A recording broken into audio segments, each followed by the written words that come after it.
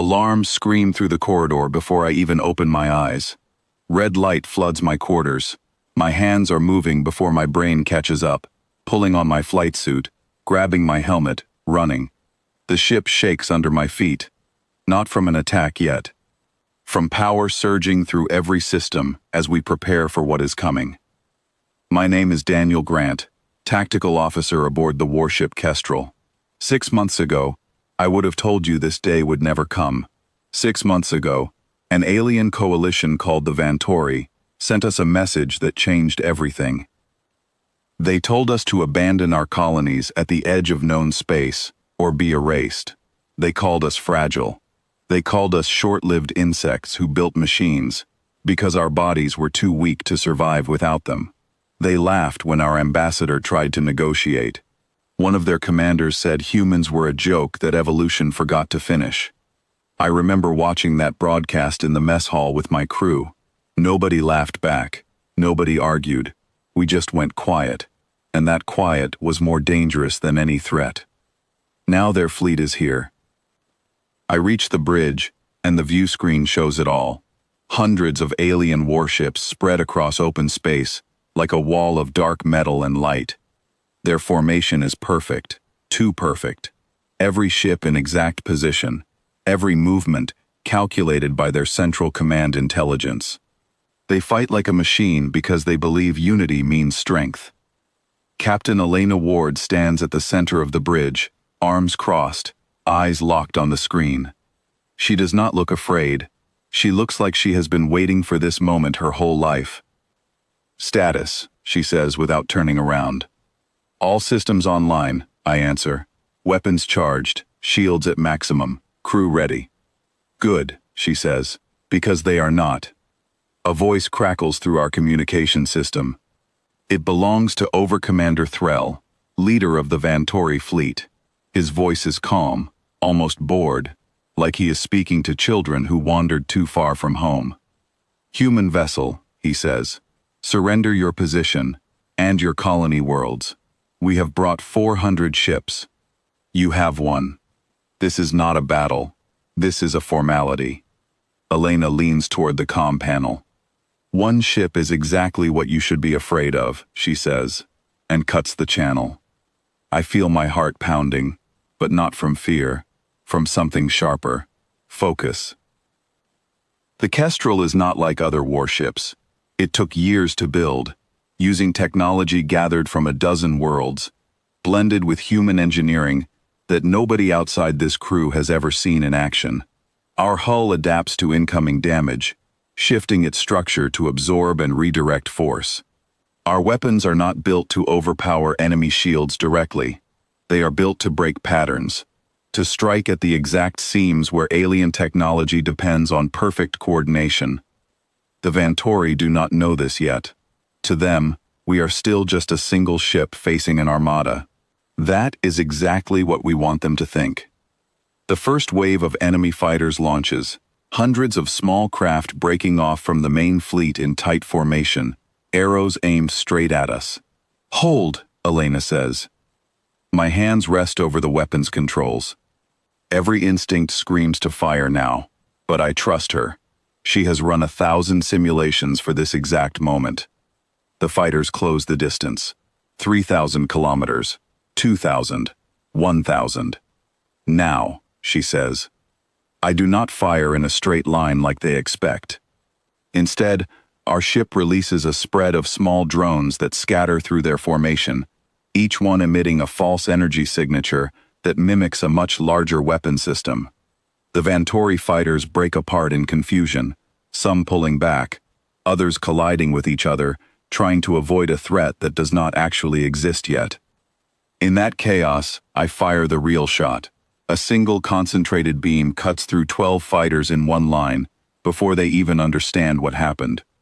On the bridge, nobody cheers. We do not have time for that. This is only the beginning. Overcommander Threll's voice returns, less calm now. "A trick," he says. "Clever. For a lesser species, it changes nothing." He sends the second wave, larger this time, 3 full battle groups, moving in a pincer formation, designed to surround us from both sides. Elena studies the screen, calculating faster than I can follow. Rotate the ship 30 degrees, she orders. Divert power from rear shields to forward weapons. I follow the command instantly. The Kestrel spins in space, presenting a narrower profile to the incoming ships while concentrating all our offensive power forward. It should not work against a coordinated pincer attack. Any standard tactic would fail here. But we do not use standard tactics. As the two enemy groups converge, expecting to crush us between them, Elena gives the order to fire directly into the gap where they are about to meet. The blast forces both groups to scatter outward to avoid friendly fire between themselves, breaking their pincer completely before it can close. I feel a grin forming despite the tension in my chest. They are not used to an enemy who does not fight by their rules. Threll's voice comes through again, sharper now, edged with something close to anger. Enough games, he says. Bring the main fleet forward. Destroy them. This is the moment we have been waiting for. Elena turns to me. Daniel, she says. Systems check on the core weapon. I run through the sequence, feeling the ship hum beneath me, as power builds towards something far greater than anything we have used yet. The core weapon was built using knowledge we gathered from studying alien wreckage over the years, technology nobody thought humans could master so quickly. It draws energy directly from the ship's adaptive hull, meaning the harder they hit us, the stronger our next strike becomes. Every attack they throw at us is quietly feeding the weapon that will end this battle. Core weapon at 80%, I report. 90. Ready. The main Vantori fleet begins its advance, hundreds of ships forming a massive wall of firepower aimed directly at us. It is the most intimidating sight I have ever witnessed, yet somehow I do not feel afraid. I feel steady. Hold position, Elena says calmly. Let them come closer. The enemy fleet fires everything at once, a storm of energy weapons converging on our position. Our adaptive shields absorb the impact, glowing brighter with every hit, storing that energy instead of simply blocking it. The ship shakes violently. Sparks fly from a console nearby. Someone shouts that we are losing power on Deck 3. Elena does not flinch. Divert everything to the core weapon, she orders. Now. I slam my hand down on the final control. The stored energy from their own attack surges into our weapon system, combining with our own power reserves into something far beyond what any single ship should be capable of producing. Fire, Elena says.